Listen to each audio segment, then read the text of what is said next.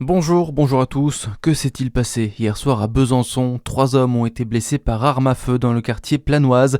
2 des victimes, âgées de 20 et 40 ans, ont été gravement blessées, prises en charge par les pompiers. Hier soir, leur pronostic vital était engagé. Une troisième victime s'est rendue d'elle-même aux urgences. On ne connaît pas pour l'instant les circonstances des coups de feu. Toute la région concernée par une vigilance orange canicule, du Doubs à la Côte d'Or en passant par le Jura à la Saône-et-Loire. On attend 39 à 40 degrés localement dans le nord du Jura. Et pour faire face à ce nouvel épisode de canicule, la ville de Dijon s'adapte. Les grands parcs et jardins resteront accessibles jusqu'à 1h du matin.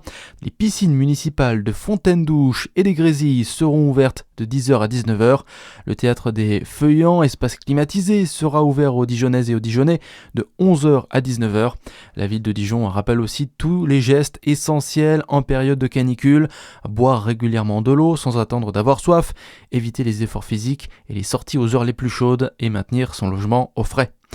Dans l'actualité aussi, il faudra maintenant attendre 2081 selon la NASA. Des millions de Françaises et Français ont assisté à l'éclipse solaire hier soir. Elle était visible sur la quasi-totalité du territoire grâce à de belles conditions météorologiques. Notez que si malgré les recommandations sanitaires, vous avez regardé l'éclipse sans protection, vous devez consulter un ophtalmologiste à la moindre alerte, notamment en cas de gêne visuelle, de taches sombres sur votre vision ou d'une déformation des images. Lors de l'éclipse 1999, près de 300 personnes avaient subi des lésions. Le torchon brûle entre pompiers volontaires et SDIS, alors que les soldats du feu professionnels sont appelés à manifester aujourd'hui pour réclamer plus de moyens. Après les incendies de cet été dans le pays, le syndicat des pompiers volontaires de France, qui ne se joint pas au mouvement, demande lui plus de considération et le droit au dialogue social.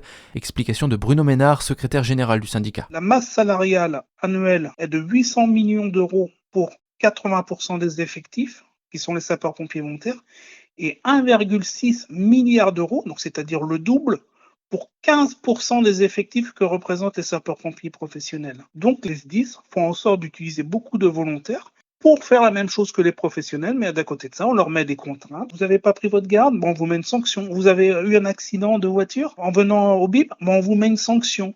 Quel message ils font passer à toutes celles et ceux qui ont été sur les incendies cet été? Les pompiers volontaires n'auraient pas été là, on serait toujours en train de courir après le feu. Le syndicat des sapeurs-pompiers volontaires de France alerte aussi sur les cas de harcèlement dans les centres de secours dont sont victimes de nombreux volontaires. Et puis les lynx auront droit à leur panneau, un triangle au bord rouge avec une silhouette de lynx noir sur fond blanc. Ces panneaux seront installés dès le mois prochain sur plusieurs tronçons de routes nationales et départementales du parc naturel régional du Haut-Jura. Le but, réduire le risque de collision avec cette espèce protégée. Voilà pour l'actu, à suivre votre météo sur Fréquence Plus.